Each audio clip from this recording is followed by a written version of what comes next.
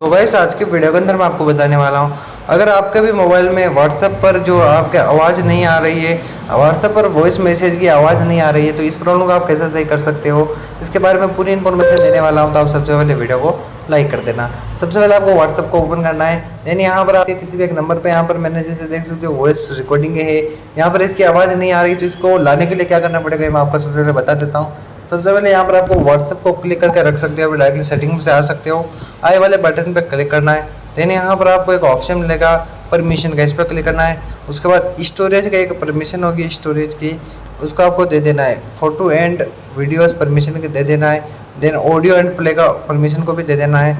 उसके बाद यहाँ पर आपको कई भी लोग बताते हैं कि डेवलपर ऑप्शन में जाकर उस वाले बटन को चालू कर दो, उसको चालू कर दो, तो आपको चालू नहीं करना है। उसे करने पर यहाँ पर आपके जो डिवाइस में जो मैं क्या बताऊँ, यहाँ पर आपके आवाज़ ही नहीं जाएगी, फिर आपके प्रॉब्लम ठीक हो जाएगी इस तरीके से।